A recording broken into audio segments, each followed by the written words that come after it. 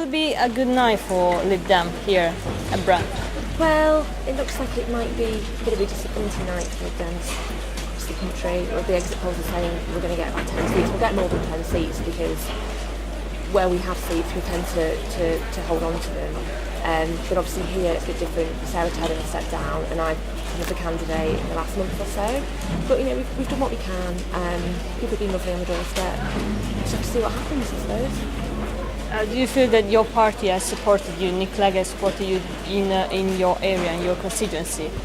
Yeah, I've had help and support and good wishes, but obviously I came into it late, and because we're a smaller party, we do have to target a bit more narrowly than the other two parties do. But yeah, no, I've had support and good wishes, and the local party have been fantastically supportive. So yes.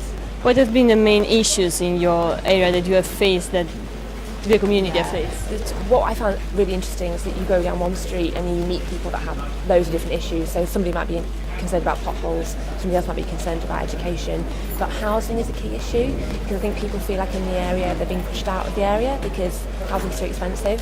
And also education, people are concerned about school places and schools, the main ones I'd say. About housing, which is one of the big issues, as you said, what the Lib Dem proposed and how was the reaction of the community to your proposal? Well, that was when I spoke to people on the doorstep, when I said to them that my issue was housing because I can't afford to buy a house, that appealed to them because even if they have a house themselves, they're usually helping their children to try and buy a house too. So we've got a couple of good policies, rent to own, because obviously one of the major barriers to buying a house is getting the deposit together. So one of our policies is called rent to own. So your monthly rental payments go towards buying your house.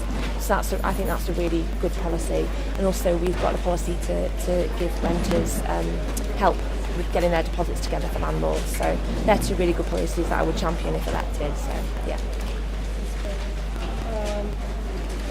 There is a feeling that this election hasn't really inspired young people or students, also in the name of people who register to vote. What do you think about it? What may be the reasons? I think people are fed up with politics because they watch PMQs or they watch politicians on the news, and they're usually people from a certain social class who look the same and sound the same, and they're talking about things that aren't necessarily relevant to people's day-to-day life.